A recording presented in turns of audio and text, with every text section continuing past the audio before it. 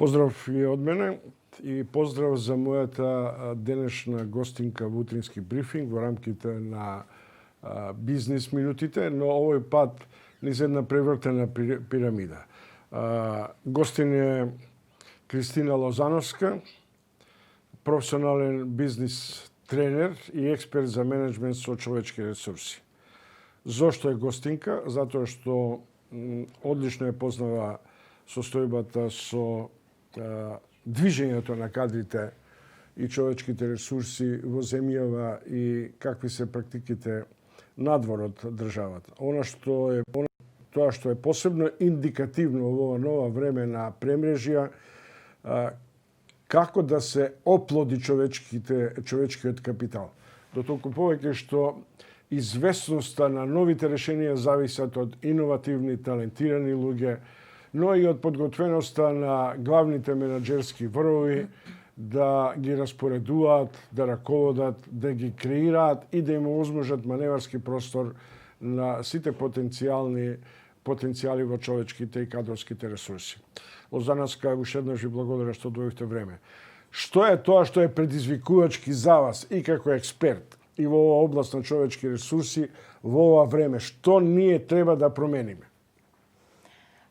Ова време, ќе почнеме од тука, едно време на вистина каде случувањата на пазарот на трудот се динамични, што во историјата дури може да кажеме дека ретко имало вакви ситуации на толкова динамика, промена на работните места, промена на очекувањата од вработените и на самите бизниси. И предходно постоеше дигитализација и автоматизација на работните процеси. Со тоа се очекуваше дека одредени работни места кои што се повеќе мануелни, повеќе административни, ќе изумрат со текот на времето или ќе бидат заменети од софтвери, со дигитални апликации. Сега веќе и со ковидот и со работата на далечина уште повеќе е интензивирана потребата за да се градат едни нови човечки капацитети кои што ќе одговорат на потребите на пазарот на трудот во иднина. И што ни е потребно тука? Потребно ни е едно визионерство на страна на лидерите, на страна на компаниите, работодавачите, затоа што тие имаат клучна улога во градењето на овој човечки капитал во општеството, затоа што знаеме дека формалниот образовен систем е спор и тој и не продуцира доволно кадри кои што се потребни за да одговорат на овие потреби.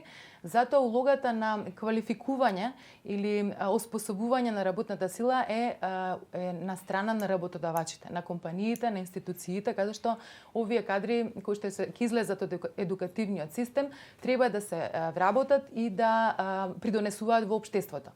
Сега тука веќе ќе би го спомнала и еден ISO стандард кој што е за човечки ресурси, каде што вели дека концептот на работно место за цел живот е надминат концепт и компаниите е потребно да вложуваат во вработените, а и самите вработени да вложуваат во своите потенцијали за една одржлива вработливост, значи да одговорат на потребите на работните места и денес и во иднина.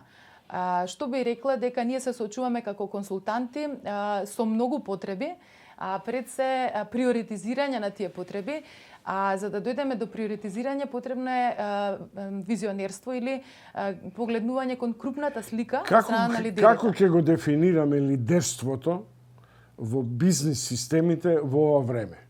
Во време во кое, како што сами рековте, како што е предизвикувачки дигитализацијата, формира нови системи на комуникација, нови системи на бизнес релации, се разбира. Принципиелноста не е само во работа од дома, туку прашањето е што и на каков начин тоа што од дома се работи е податливо за целиот колектив, е под контрола или под мотивација на лидерите кои управуваат со кадрите. Значи, во принцип станува збор за еден системски пристап кој што е потребно компанијата да го изгради со тоа свесно лидерство, кои се тие внатрешни практики кои што ќе ги употреби за да може да ги контролира овие процеси, да ги унапредува, што би значило унапредување на самата организација, во споставување на системи за професионализација во менеджмент со човечки ресурси, каде што вработените ќе можат да бидат на некој начин блиску запознаени од страна на работодавачот и овозможени да им бидат сите потреби кои што се на патот за нивната квалификација. Дали вие како консултант на вашите клиенти и воопшто им предочувате што се случува на светската сцена на пазарот на труд? Дали во овие услови се раѓаат нови професии, нова физиономија на кадрите? Вие предмалку рековте одржливоста на кадрите. Одржливоста е, предполагам дека трга и од предпоставката на страв. Ако го едуцираш, ки си отиде. Како да забораваме дека прашањето е да го едуцираш, да го одржиш и да го врати капиталот кој е вложен во него. Така. Апсолутно дека ние како консултанти ги прошируваме нашите знаења, односно носиме добри практики кои што се успешни приказни на Западот. И да речеме дека целиот менеджмент концепт доаѓа некако од Западот, сме се едуцирале претходно во едно друго општество, сега ги прифаќаме овие повеќе менеджментски пристапи. Носиме идеи, носиме методологии за работа, имаме знаење со тоа што станува збор за сега и за градење на свесноста на страна на лидерите, на страна на компаниите дека тие имаат одговорност за вложување, за инвестирање во овој човечки капитал, без разлика дека тој можеби ќе си отиде. Затоа што ако си отиде, ќе отиде на друго место, во друга компанија во нашето општество, а додека ако исто таа друга компанија едуцира и развива кадри, тие ќе дојдат во оваа првична компанија, така размената на пазарот на трудот би била на едно повисоко ниво, општествено одговорно ниво. И ние би биле по успешна држава. Не ми одговоривте дали им сугерирате, бидејќи вие сте јавна личност и консултант.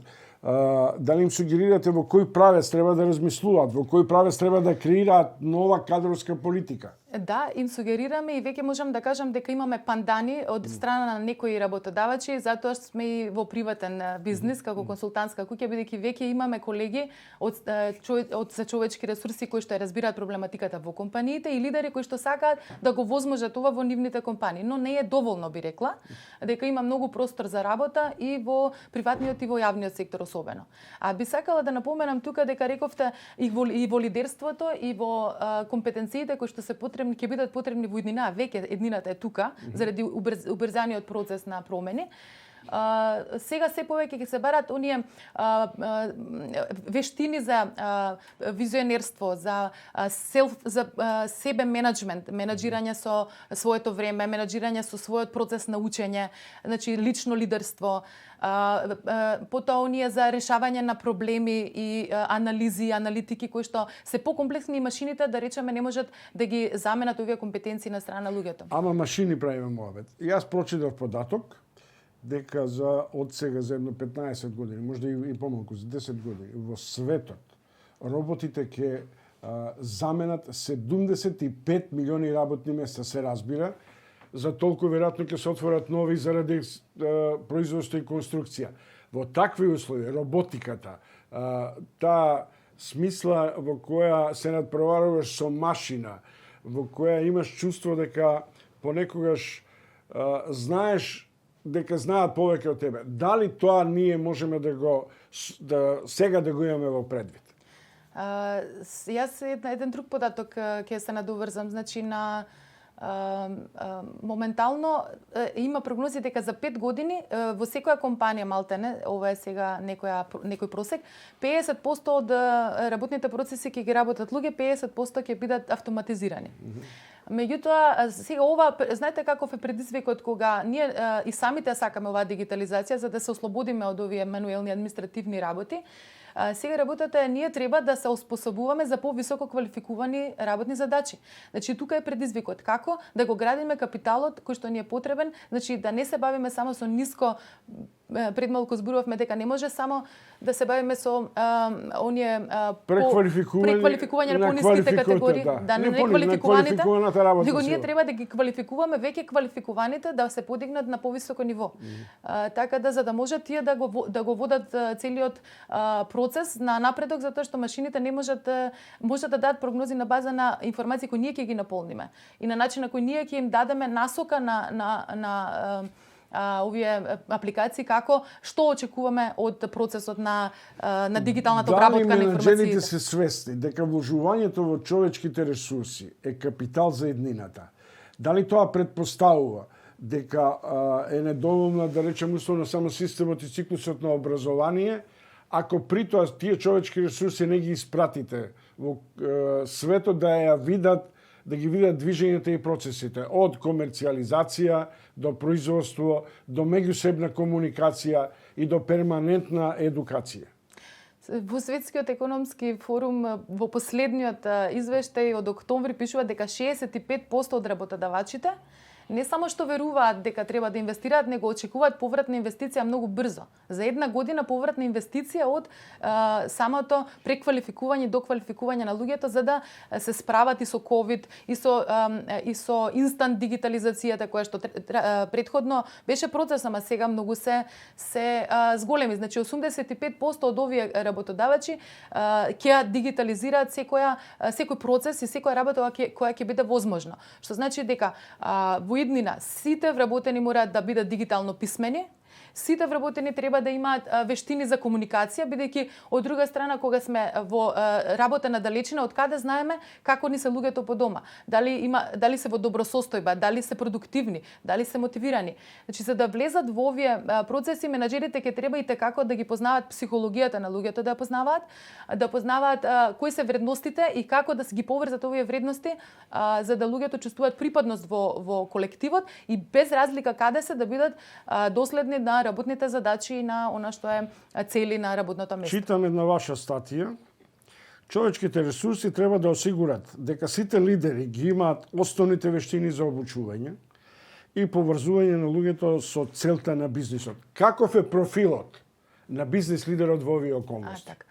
Значи, лидерот сега, иако баш сега е време да се покаже вистинско лидерство, затоа што целото знаење што го има лидерот треба да не тактизира, него да го употреба преку креирање на искуства на компанијата за да проверува што треба да се случува во изменетите услови. Значи, не смее да премислува премногу, туку треба да биде повеќе проактивен, значи да биде лидер на начин да влева сигурност на луѓето околу него дека заедно ќе се справуваме со овие ситуации, затоа што неизвестноста прави на некој начин анксиозност кај луѓето кои што немаат лично лидерство, прави соочување со ризиците кое што носи нормално стравови и тие стравови ако немам јас лично лидерство, ако не сум свесен за себе, за ситуациите, за околината и луѓето, како со нив да комуницирам, ако немам добри комуникацијски вештини, само стравот ќе го пренесам како лидер во средината и ќе направам уште поголема штета. Имате констатација, ни требаат лидери кои имаат високо ниво на емоционална интелигенција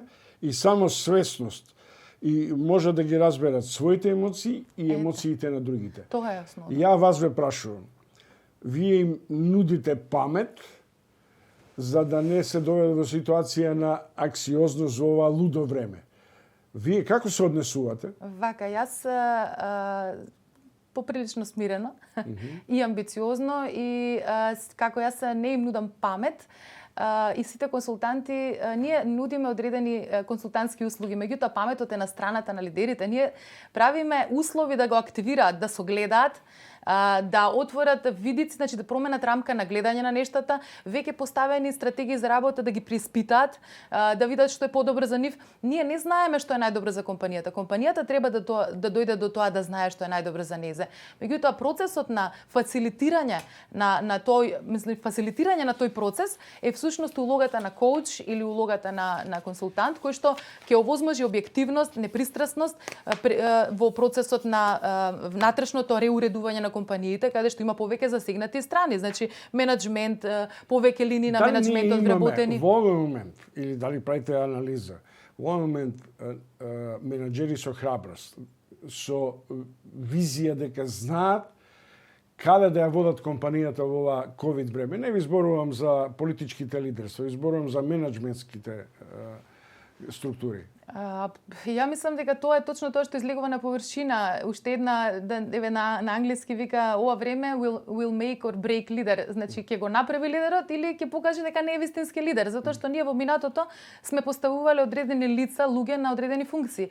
И сме велеле дека овие се менаџери или лидери, затоа што ја држат таа функција или затоа што претходно биле добри и успешни во нешто друго, па сме им дале оваа прилика.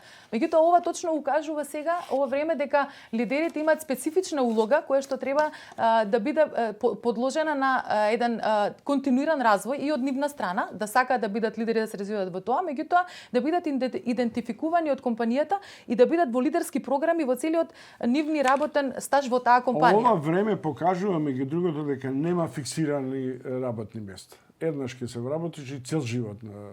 Француските искуства покажува дека треба да смениш 6 до 7 занимање и најмалку 2 до 3 циклуси на дообразование, до едукација и следење. Дали ние го следиме тој тренд?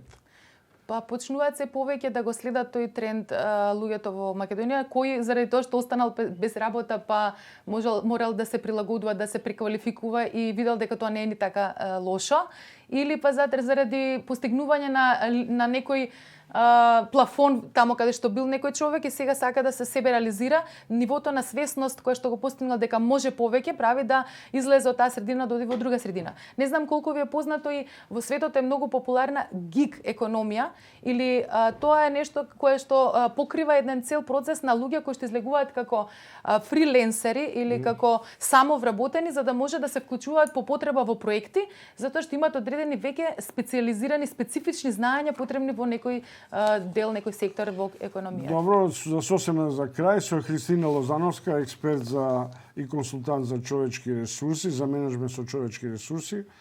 Некој политичар, некоја партија, некоја влада ви побарала, например, искусен, каже, дојди направите една слика со какви човечки ресурси разговара јавниот сектор, државниот сектор, како да се одбере лидер на една важна функција во јавниот сектор?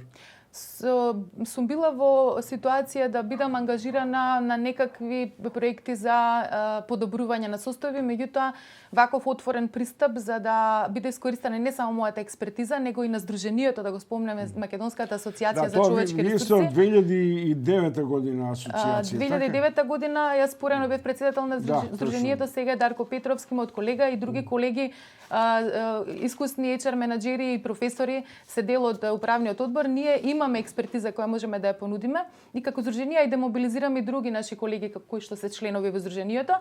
Сум била дел од некои процеси, меѓутоа знаете како јас сум човек кој што е гол ориентет или ориентиран кон постигнување на цели. И ако во процесите не можам да влијам на тоа и до крај да се истерат работи, да се постигнат целите, некогаш имам и лично демотивација да бидам дел од такви процеси, значи треба малку поинаков пристап во сето. Добро. И велам благодарам на Христина Лозановска што одвои време денеска во утрински брифинг да биде гостин за новото време, за новите лидерства и распоредот на човечките ресурси во предизвикувачкото пост-ковид време и етапа.